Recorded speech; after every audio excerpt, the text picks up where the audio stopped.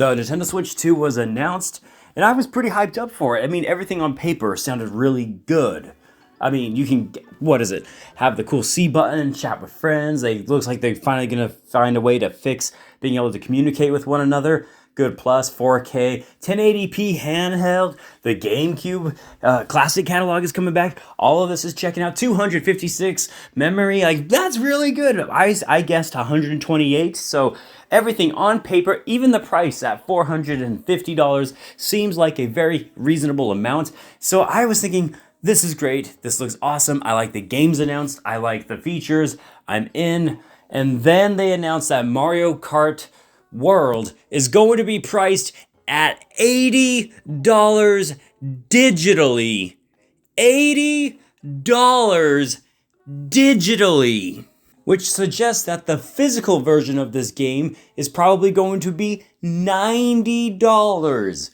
And I'm over here thinking, you just screwed us all, Nintendo. You just screwed us all. I mean, there were reports and rumors that Grand Theft Auto 6 was going to be $100. And that caused a lot of people to question whether or not that was even worth it. I know a lot of people said if it is, they would buy it. I know we have deluxe and super deluxe and ultimate editions that get up there in the $100 price range. But $80 for a digital game to me for Mario Kart, even if it is an open world Mario Kart, which sounds cool, sure, that's insane. Like, that is actually insane. And the reason why they're doing this is because of how well Mario Kart 8 Deluxe has sold from the Nintendo Switch, right? Selling, what is it, over 60 million units now, and just being the juggernaut and the powerhouse and basically telling Nintendo this is their number one franchise. Mario Kart is Nintendo's number one franchise on consoles. It's bigger than Pokemon on consoles, it's bigger than Zelda, it's bigger even than 3D Mario's. Mario Kart is Nintendo's new number one flagship title, and whether you like it or not, and I love Nintendo, I love all their games, I love what they do, I love my Switch, this is just greed. Pure, honest to good greed. But here's the thing, and I hate this, and I hate being that guy, is I know people are going to pay it. You know you're going to pay it, right? And it's frustrating because I was thinking maybe I'll buy physical. I'm not spending $90 on a physical game. Mario Kart is not worth $90 for a physical game. Mario Kart isn't worth $80 for a physical game. I don't even know if I would go to $70 for Mario Kart. It's a really fun game, and that's why people like to buy it. But to be asking $80 for Mario Kart, it's just an insanely high price that I do think people ultimately in the end will pay because they really do want to play Mario Kart and they want to play something on the Nintendo Switch 2. But the problem here now is this is now raising the bar for all the other companies to go in there and start charging $80. People were debating whether or not $70 was even worth the cost of things, and even to this day, people don't think games that are charged at $70 are worth it. So for Nintendo to be coming in here and charge $80 is basically saying, not only are those $70 games worth it, we think everything now is going to be worth $80. The other possibility, though, here is maybe this has to do with all of this tariff stuff that we're seeing and price uncertainties, shall we say, with everything that's going on in the world right now, that maybe that is what the reason being behind it. But all the same, it looks terrible.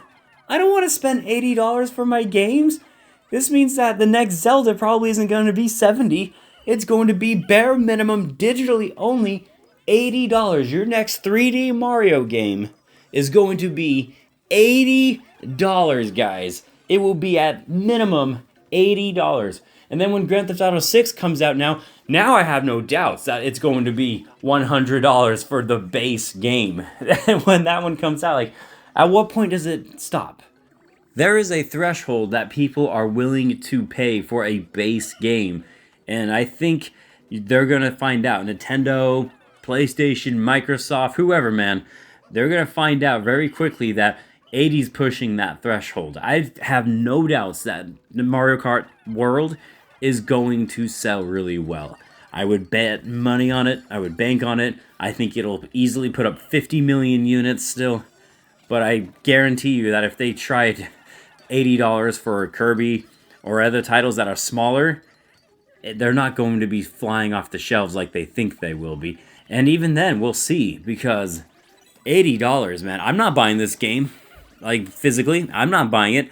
I'm going to try to get the bundle that makes it only 50, because I can't be going around spending $90 on a video game. I can't. It's even more disheartening when you stop and consider that Nintendo is a little bit, they don't put their games on discount very often. You go into a store right now, and even older titles, Kirby Star Allies, originally it came out in 2018. It was $60 then, and it's basically $60 now. They don't reduce the standard price for any of their games.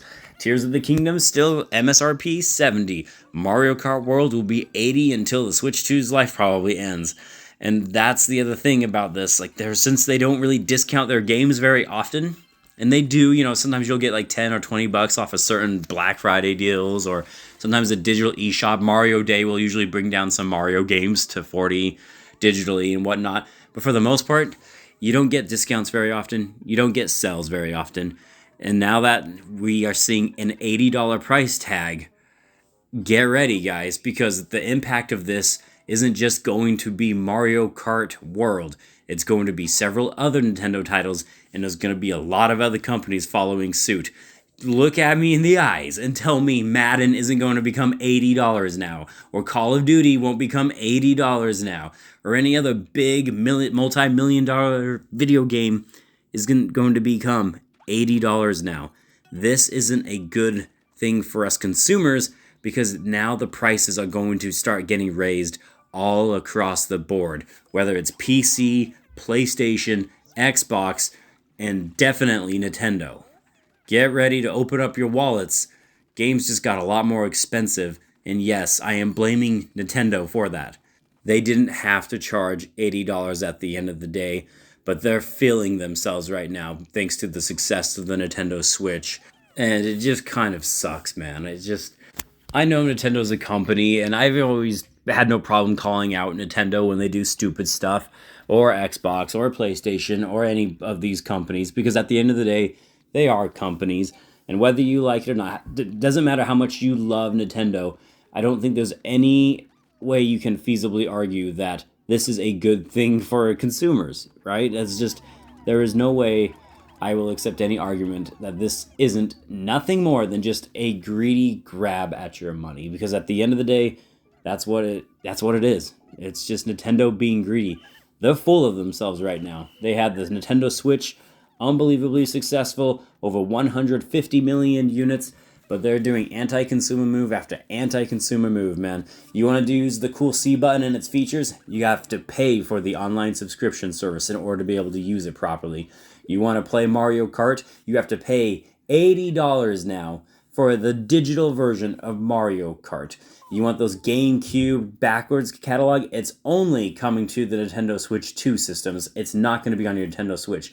You like those gold points that got you free games? Nintendo just got rid of those because they realized they don't need to give you free stuff anymore to get you in their ecosystem. Nintendo, I love ya, but you're turning into scumbags really, really fast. And don't get me wrong, I'll still get the Switch 2. I'm still excited to play it.